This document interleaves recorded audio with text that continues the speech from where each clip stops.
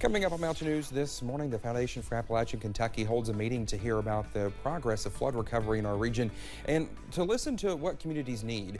And a country music star uses Giving Tuesday to help raise money for those impacted by the flood. Dedicated to Eastern and Southern Kentucky, this is WYMT Mountain News This Morning. Alrighty, good morning to you. 6 o'clock here. It's Wednesday, and I'm Dakota Makris. Thanks so much for waking up with us this morning. Brandon, why are you?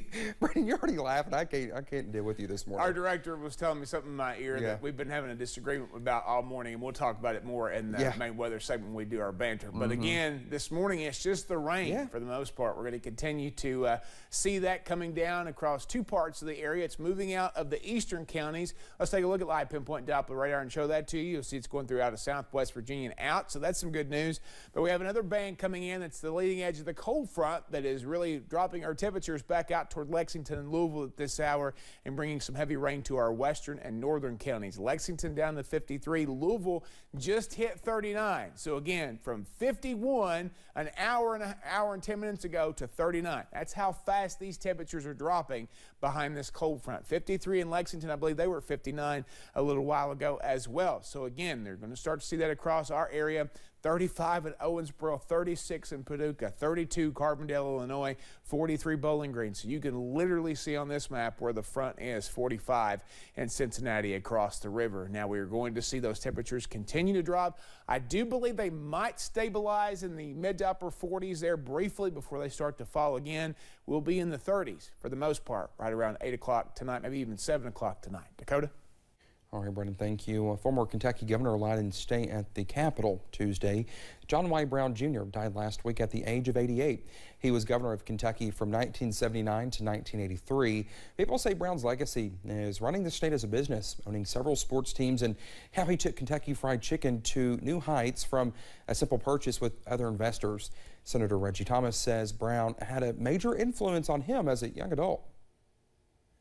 And pulled me aside and he says, he called me Reggie. He said, you know, Reggie Thomas, we need young men like you involved in politics. I want to encourage you to stay the course and continue to get involved because we need to hear voices like yours. And I never will forget that. A private funeral will be held today at the state capitol. It's closed to the general public, but will broadcast on KET. Salyersville Mayor Pete Shepard was working on a FEMA project earlier this month when he claimed to make a discovery. After acquiring county maps, he did not believe his opponent, Stanley Howard, lived in the Salyersville city limits. But after going to court, a judge ruled this week that Howard does live in Salyersville, and he will become the new mayor in January. You know, I thought I done what was right, you know, and I don't want, you know, if they want to feel hard against me, that's fine, but I want to do what's right. I want to do what's right for Salyersville. It was a long 21 days, but I knew nothing would come of it because I pay taxes. I have one mayor. This is my 4th time winning mayor at that residence. Well, they have run against each other 5 times. Shepard has been mayor for the last 11 years, but he will be handing over his role to Howard, who's been elected mayor 4 times now.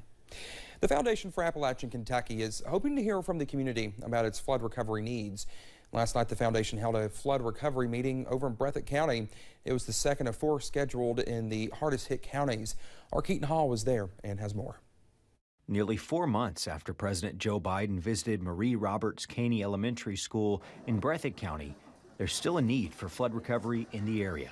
The needs are tremendous. There have been some individuals that, that are back in their homes, that are back to somewhat normal lives, but there are still a lot of great needs out there. The Foundation for Appalachian Kentucky hosted a flood recovery meeting at the school on Tuesday, hoping to hear from flood victims about what they still need. Areas perhaps that FEMA hasn't touched, or Red Cross or other agencies have not fulfilled, and perhaps the foundation can utilize that and determine how some of the funding can be distributed. Marie Roberts Caney principal Jason Fugit says many of his students' families came to the meeting looking for answers. We had 86 kids here that had lost everything. 50-something of them, their whole home was gone. The other ones, the home was salvageable, but they lost everything in it. Folks who came out were given a free meal, a gift card, and offered mental health services from Kentucky River Community Care. Having this here tonight was really a nice thing to let people remember that, you know, hey, we're not forgot about, and letting the family say, hey, you know, people are still out there trying to help us. The foundation plans to have 2 more flood recovery meetings in December, one in Knott County and one in Perry. There are resources that other communities don't know, so we're going to compile all the data and send that back out to the individuals that attended. The foundation says more than 200 people RSVP'd for this meeting. In Breathitt County, Keaton Hall, WYMT Mountain News. Well, the next meeting is December 3rd in Knott County at Emelina Elementary School. You need to register before the event. Well, the Hyman Settlement School received donations yesterday for Giving Tuesday. The money will go back into its 4 programs like tutoring, foodways, literacy, and traditional arts. Melissa Helton with the school says she is passionate about fueling young people's love for books and writing in the community. People have come into this region and told our story for us, and it's much better when we get to tell our own story, when we get to represent ourselves to the world. It's more authentic, and so that's one of my favorite things. Well, the settlement school says it has been blown away by the support it has received this year, and after this devastation from the flood, more work still needs to be done. If you'd like to give back, there's more information on WYMT.com. Country music singer and songwriter T. Graham Brown lives in Tennessee, and he used Giving Tuesday to help Eastern Kentucky flood victims. He encouraged people to buy a Come Hell or High Water Kentucky Strong t-shirt for flood relief. Each shirt is $25, and the money raised stays local. We've talked to people in Hazard lately, and the need is still very strong there, and we're just trying to help some folks out. You know, it's basically as simple as that. Now 100% of the proceeds will go to the Foundation for Appalachian Kentucky. Well, for 1 week, a Jessamine County man will intentionally live in an uninsulated shack.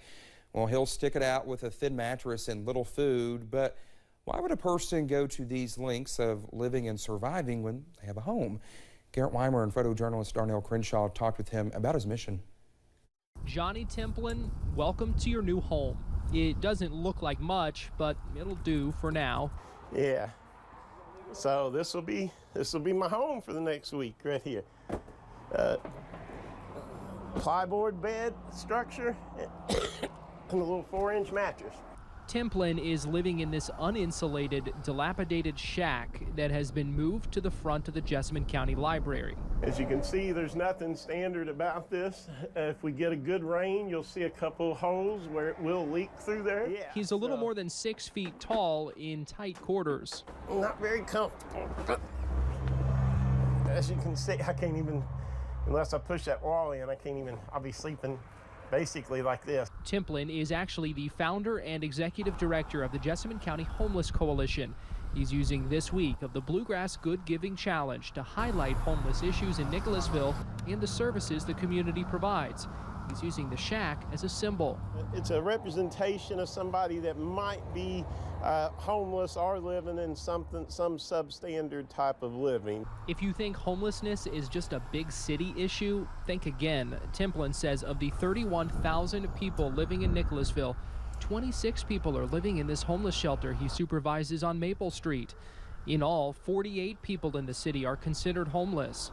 Wilmore, another city in Jessamine County, population 6,000, counts 12 people homeless. I didn't think that number was going to be anything like that in Wilmore. Dawn Shell Wold has lived in Wilmore for 6 years. She says she wouldn't think her small town would have a homeless problem. I wouldn't, but there is. Yeah, we run into that quite often here. We see a lot of families who are at the community center, kind of dig around the trashes over there. Wold believes the homeless feel safe in a town like this, and the community will be more willing to take care of them. Back to Nicholasville, where, ironically, new apartments are being built next to Templin's shack. It's time to make the best out of an uncomfortable, although temporary situation, all in an effort to bring attention to a growing problem in small towns you may not see. That was Garrett Weimer reporting. Templin hopes his week-long stretch living in the shack will help expand the current homeless shelter to a 10,000 square foot building that could hold 80 people. He says during his stay, he'll only eat protein bars and anything the community will bring him.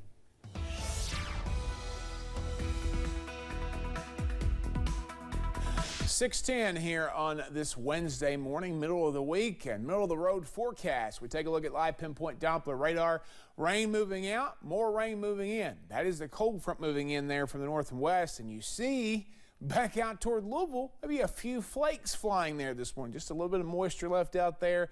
And they're in the upper 30s right now, so I'd say that's not reaching the ground. Of course, the further up you get in the atmosphere, the colder it is. So that's maybe why they're scanning some snowflakes over that way. London, seeing some heavy rain right now along Interstate 75. Hard to see there this morning, but again, still mild. 53 Lexington, 39 Louisville, 57 Moorhead, 59 Irvin, down to 55 in Somerset, 56 in Jackson, and then everybody except for Clintwood in the 50s at least this morning. And of course, the winds continue to push through. So basically, I'm going to try to draw a line here. This is where the frontal boundary is right now. You see where the winds are coming out of the south and then they're coming from the west. So back here, I'm going to see if I can draw this on here actually. It's not going to be the best looking front, but I'm trying to draw it by hand here. That is where the front is kind of sitting right now. So it's going to keep moving east and it's going to bring some stout winds with it. So be careful of that the rest of the day. And then we're going to continue to see those temperatures drop once that front moves through. So your daytime high is right now where you're at, and it's going to drop throughout the day, even as the sun comes out. Dakota? All right, Brennan, thank you so much. Well, when we come back here on Mountain News this morning, the Republican National Committee prepares to take a close look at the midterm election results and hear from new voices in the party. That's just ahead this morning.